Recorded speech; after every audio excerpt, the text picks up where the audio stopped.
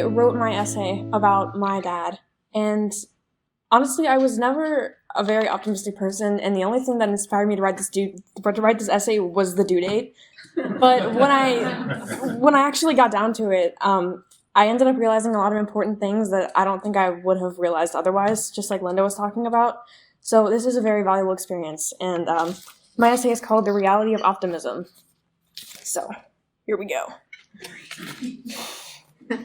As I paced around the room, the innumerable bouquets and wreaths seemed to be closing in. I heard voices drifting in from the hallway, so I crossed into another room and stopped dead in my tracks. I could immediately tell that everything was going to be different. In the middle of an unfamiliar building, surrounded by somber bystanders, I stared at my father's casket. The mahogany wood was draped in an American flag. The floor swayed beneath my feet as I approached my mom and grandparents. It felt like all the light in the world had been swallowed by an abyss of darkness. I took deep breaths and I tried to calm myself as quietly as possible, thinking about how strange my life was slowly becoming. I reflected on the past couple of days in my head. I had been a little tense because my dad was hospitalized with a case of pneumonia, but I assumed he would be completely fine because he always had been before. In other words, if my life were a roller coaster, it would have been going steady, for the most part, because my life was what I like to call normal. But normal is a very subjective word and has different applications in everyone's lives. The word normal in my life meant coming home from school every day to a house containing my mom, my dad, and one or two nurses. The word normal in my life meant that it was simple for me to accept that in 2009, my dad sustained a gunshot wound to the head while deployed in Afghanistan and miraculously survived. He was left severely paralyzed, unable to walk or speak, and needed constant care. Of course, Dad had to visit the hospital from time to time, but he always bounced back. I knew he was going to be okay, and his pneumonia was probably just a setback. So when Mom picked me up from school one day, took me to the hospital to see him, and said he isn't going to make it, my roller coaster plummeted to the ground at high velocity. My mom said we would be okay, but I did not believe her.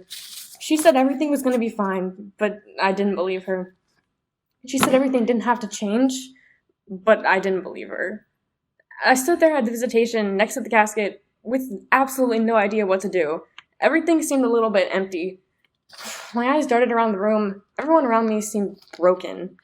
I was just standing there, unable to process. I barely said a word to anyone, until I caught a glimpse of one of my closest friends walking up to me with his family. In that moment, happiness flooded through me, and I ran up to him. And as I hugged my friend, I somehow realized that all the people who showed up there at the visitation were there out of love. It didn't matter if it was for my dad, for someone else in my family, or for me. But after that epiphany, the people around me didn't seem grief-stricken.